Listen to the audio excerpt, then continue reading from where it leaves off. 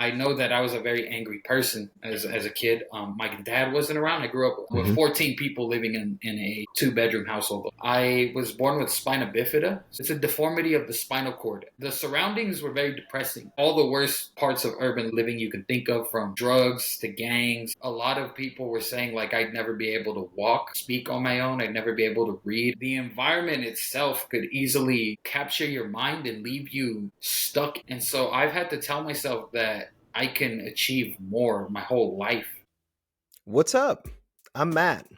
Welcome to Earth Monster, the storytelling show that celebrates vulnerability and speaks to the darkest, messiest little parts of your heart about the lies that we tell ourselves every day, the stories that we use to get out of bed, the fantasies that we let propel our lives.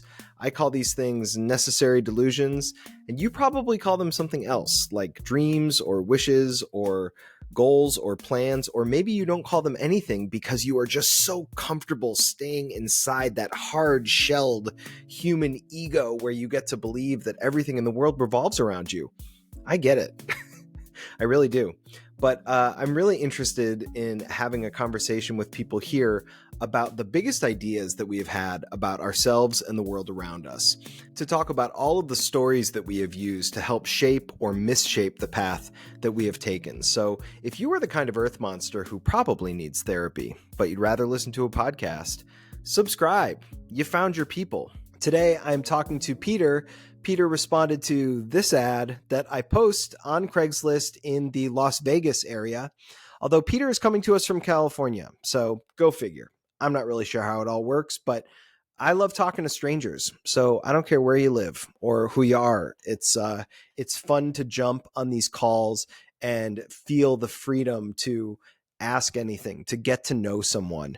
I'm really looking for the similarities in us. I try to look for myself in the people that I talk to. There's so much chatter in the world, more than chatter. There's so much fences and borders trying to keep us away from each other, trying to keep us separate from each other. And this conversation is all about finding those common human threads that are woven through all of us. And definitely we found some today. Peter is a person who was met with a lot of physical limitations from the time that he was a little kid. And he articulates it really well. The ideas that were sort of born into him from that, and the ideas that were gifted to him from other people, from family members, the grit that was created to sort of overcome the challenges that he faced. And he tells a really compelling story about it. So let's go now to my conversation with Peter. Well, that's a really interesting concept, just that you put, like, the necessary delusions. That's that's something that I've been learning about more and more.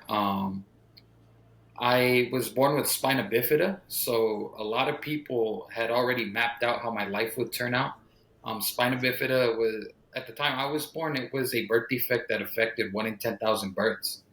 And a lot of people were saying like I'd never be able to walk, I'd never be able to speak on my own, I'd never be able to read, I'd never be able to do a lot of things. And that was just the projection. I recall being in the ER with a lot of children who were suffering with what I had, and they were in a it's a scary images in my head that pop up from my childhood, and I remember being very scared of blood and things like that, because I'd see like the procedures happening in front of me, and the different kids who were like suffering around me.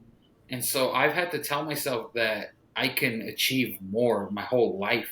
And it's been a scary, like, it's things that I don't think about often, because I think it just scares me to really think about how vulnerable from the beginning my life really is.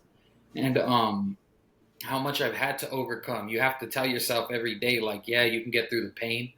I have two club feet, so like just walking around is like could be an issue. So like I gotta Yeah. ignore it. Some days I just gotta push through it. And I'm currently like going for disability and stuff. I've never had disability, so I've had to work. I've worked in kitchens. I've worked in a lot of manual labor my whole life, and I've always had to convince myself that I can outwork people.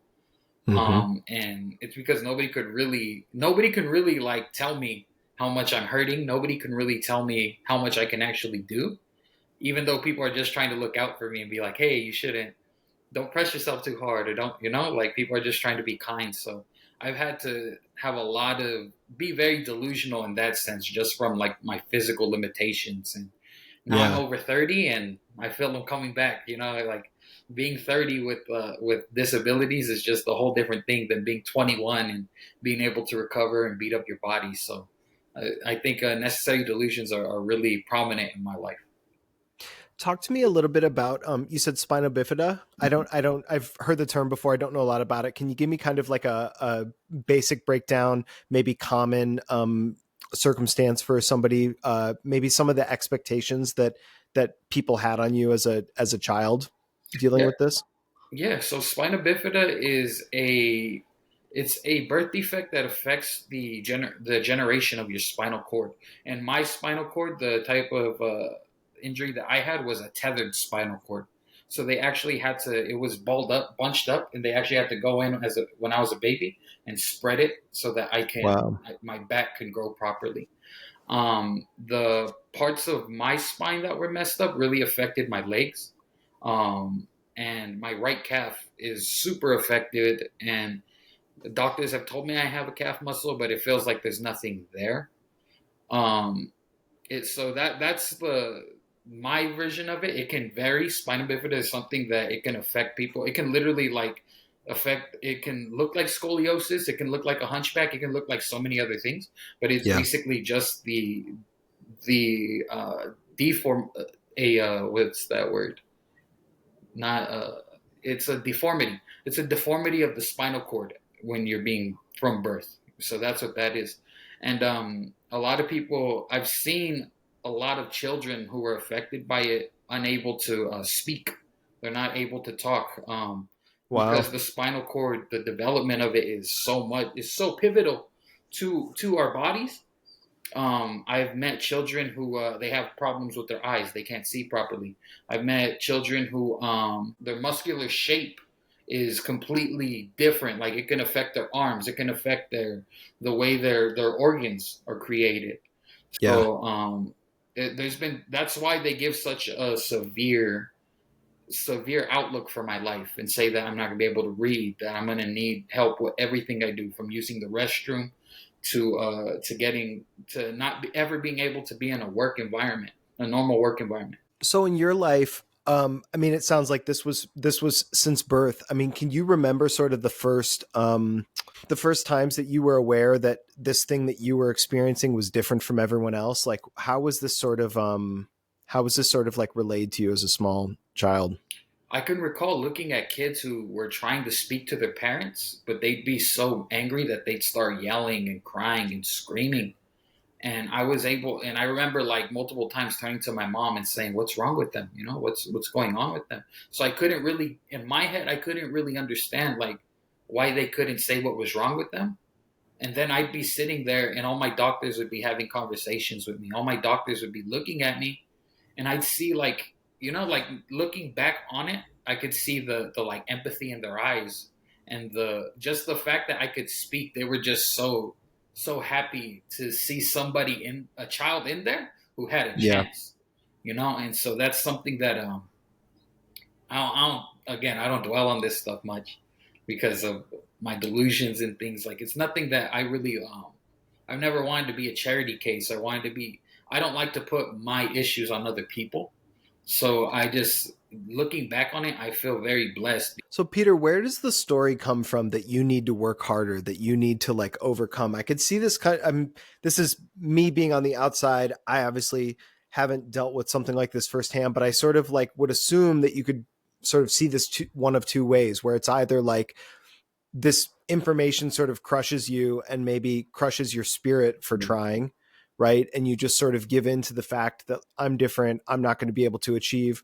Or maybe it has the effect, which it seems to have had in you, where it's like it creates this narrative of like, I need to work harder, I need to work that much harder to, overcome this. Where do you feel like that story came from? My grandfather was he's was born in America. He grew up on a farm.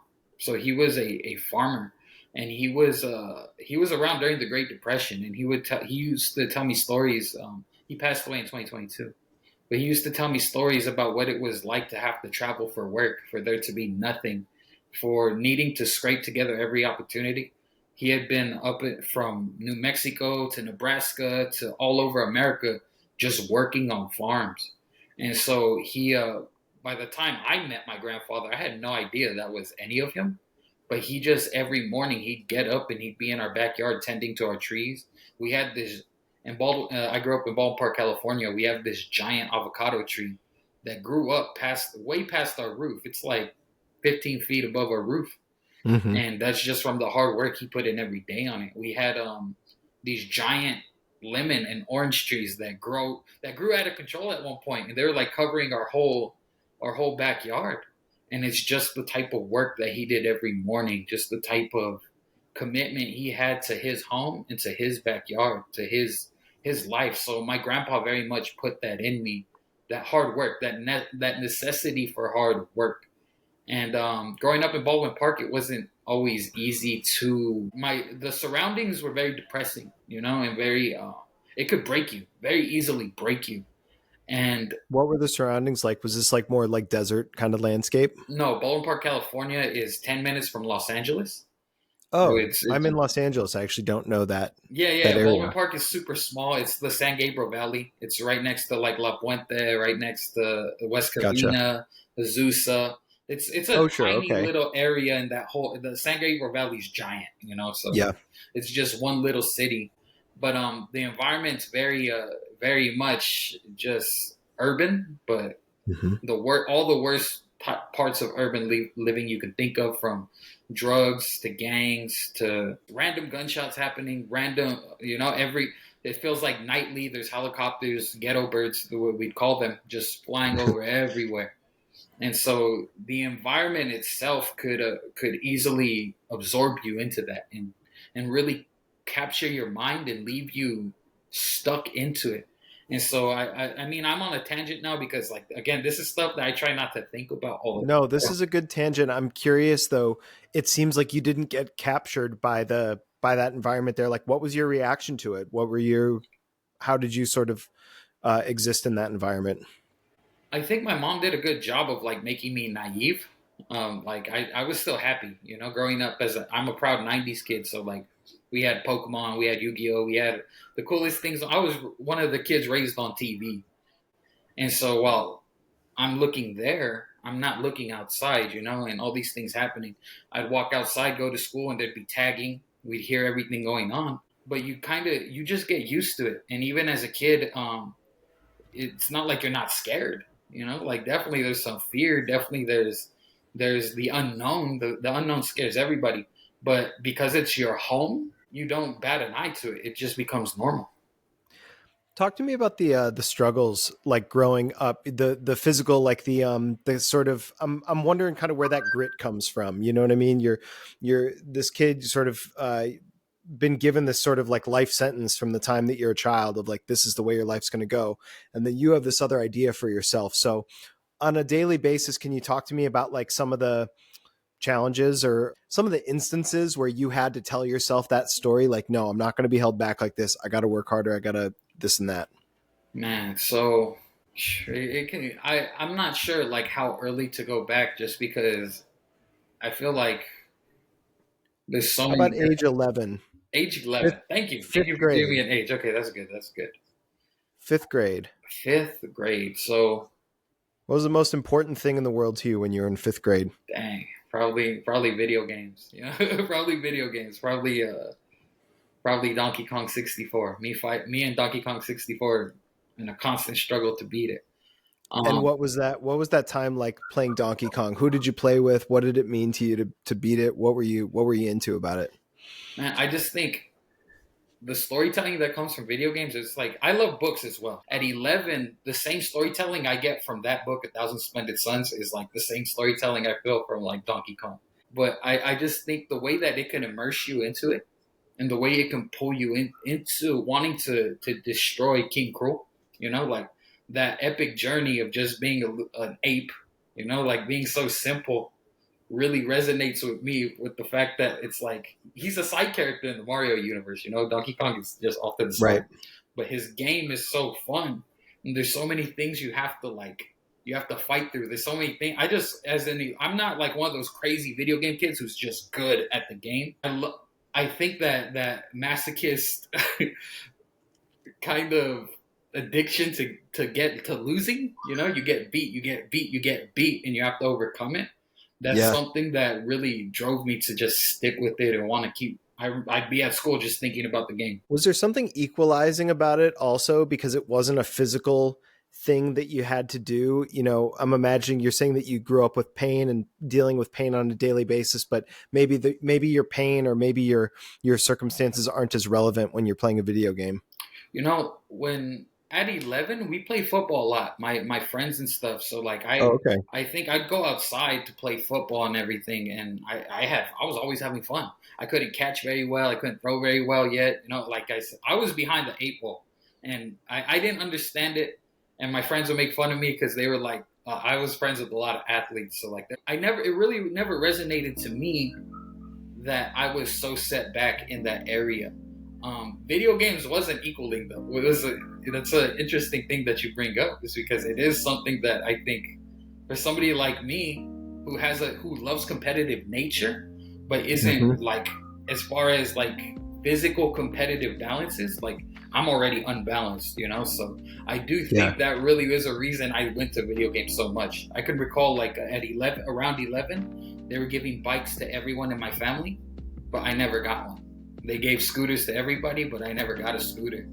And I can see now why. It's because like my legs are messed up. So the worst thing that could happen is I'm trying to ride a bike and I hurt myself on a bike, you know? What did that mean to you at the time to not get a bike or a scooter? Were Oh you man, aware of it? anger, man. I was a very angry child for stuff like I said, like growing up in that environment, you learn how to cope with it. Yeah. But I know that I was a very angry person as a kid. My dad wasn't around. I grew up in a single parent household with 14 people living in a 2-bedroom household also. So it was like no privacy, a lot of different input outside sources like getting into your head. And so I was very angry a lot, and not being able to ride my bike. I think that was like one of the first times I was mad, but I was like more sad than anything. You know, I remember looking out the window, you know, watching everybody having fun, the kids from the apartments next door, everybody just commuting with what they have. And I just sat inside and I was mad, but I remember like being sad for the first time. Like, dang, everybody can do that together and I can't, you know, but I do know that I turned to my video games, you know. I just turned to the TV and said, okay, well, they're outside. I'm in here. When you have stuff like that you can't participate in, that stuff that's kind of like normal, everybody else gets to do it, right? But you don't get to do it. How does that how does that stay with you? How does that incorporate itself into your story as you're growing up? I'm looking to jump ahead a little bit now to maybe like when you left the house, when you started your sort of independent adult life. I'm wondering how these stories sort of stuck with you and what choices you made. I'm not scared to be independent. I think that's the way a lot of this is stuck with me. And like, as far as even today, you know how much editing goes into like podcasting. You know how much editing, like work people don't see just to Yeah. see an episode. So I think based off of those times in which I was forced to be alone because everybody's outside, everybody's doing something else. I've now developed this character where I can work on my own. I can, in that isolating environment. It's actually, I embrace it a lot because Yeah. solitude is. When I was 14, when I was 13, I picked up a trombone, and I started to learn music. I started to play in band and stuff, and that hooked me. So if for any musicians who ever practiced or like taken it seriously, you spend so much time in isolation. You spend so much time practicing, and that Mm-hmm. practice is away from even the group, even in an ensemble with 50 people. There's so much Yeah. individual time where you have to spend it away from everybody else. So right now in my current state where I'm at, podcasting, I still make music. I do a lot of music reviewing now. I do a lot of things where I'm interviewing artists and stuff. There's so much time where it's just going to be me in my space, and I need Yeah. that time in order to make excellence happen. So that's really where all that struggle that I've had since I was a child is now like paying off double, triple, because a lot of people just can't sit in front of their computer and get something done. What about the people that you have around now? You said you grew up with like 14 people living in this small space together. In your adult life, have you found what's your reaction been to that? Do you still live with family? Do you live by yourself? Do you surround yourself with lots of friends and stuff like that? Do you seek solitude? Like what's the I'm so blessed to be living with my family now. I live with my nephews, my brother, his fiance, and my uncles were a big part of my life. So now it's at this point in my life, I'm doing that for my nephews, and I wake up feeling so good about that. I wake up feeling blessed with that because like there's really nothing more that I lived in Albuquerque, New Mexico for 5 years, from Mhm. 2018 to 2022. I was singing out there singing for my church. Before that, as you said, like my first interaction with independence, leaving an environment that was always crowded.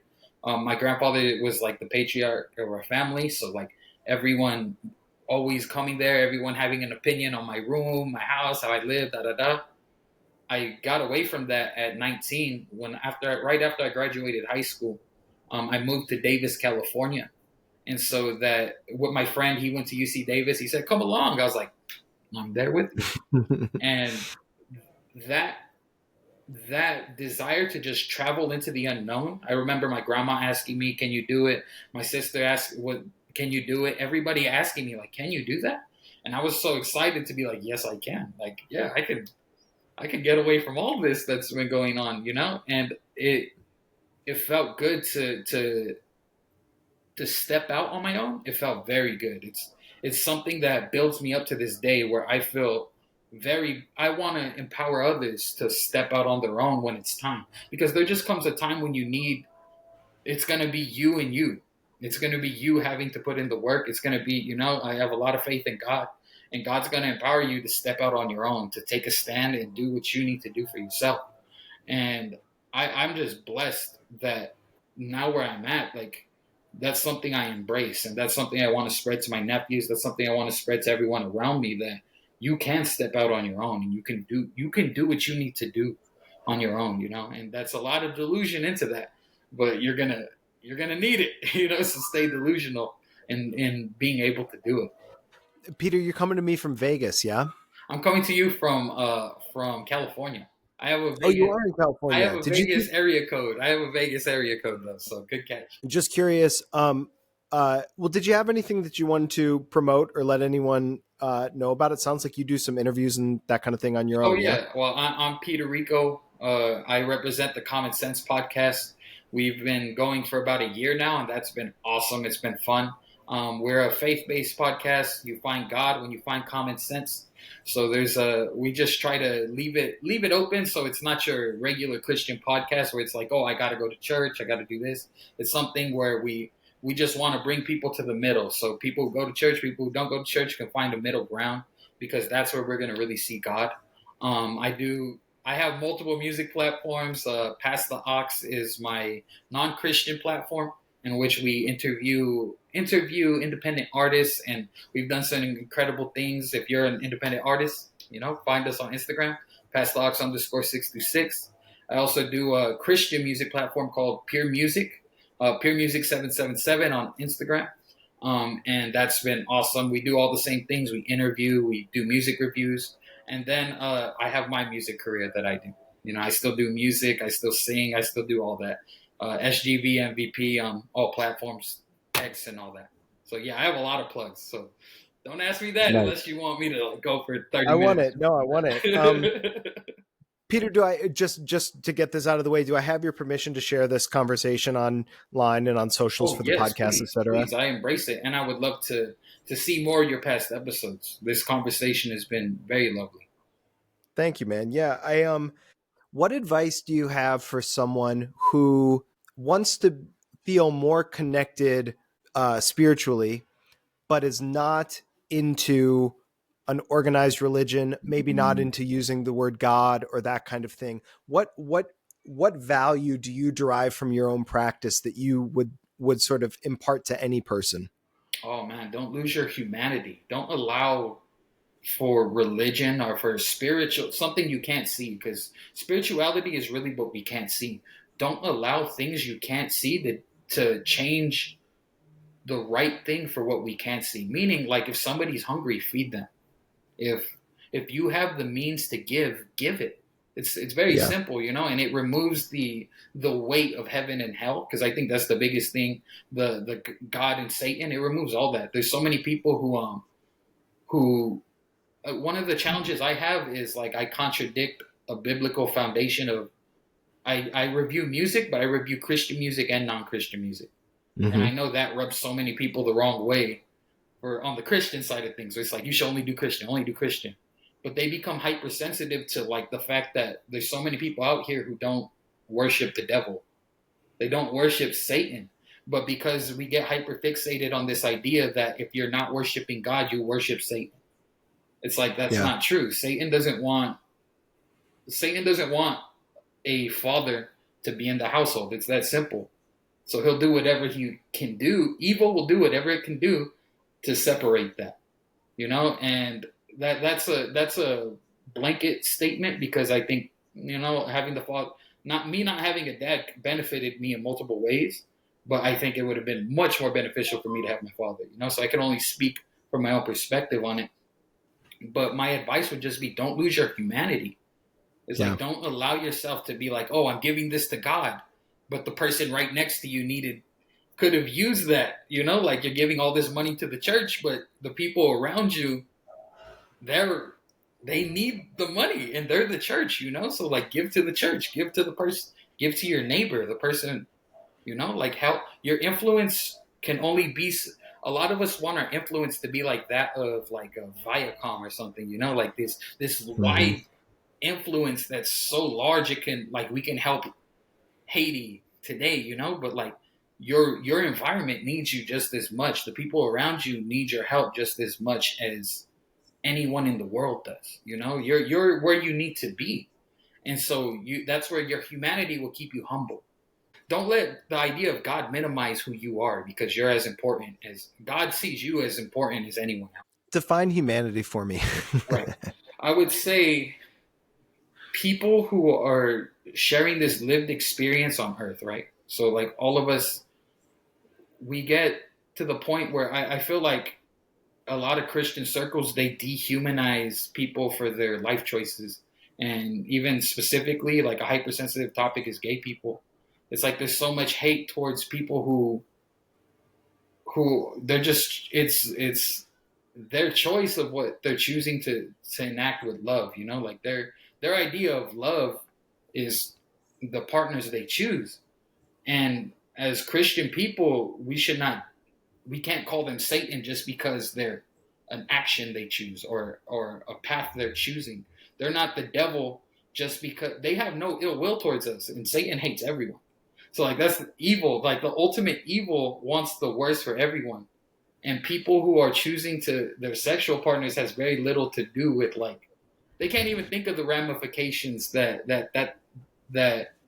their individual motives and individual decisions has on the whole world. And I don't think anyone really thinks like that. Oh yeah, I'm uh I'm going to be a sodomite. Like, no gay person. I don't think a lot of the gay people I've worked with, homosexual people, lesbian people, who I have close, who I would even consider friends, they don't have this, like, weird intention to want to turn me into a gay person, or want to. They don't have this ulterior motive in their lifestyle choice.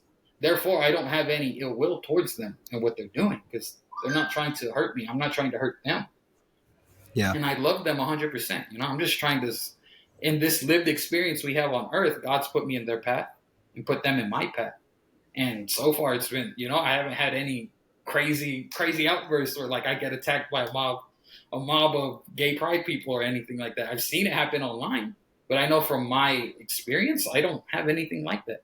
And you'll never see me in a mob of Christian people attacking gay people, because that's just Yeah. right there. We're all losing our humanity right there. We're all. separating ourselves.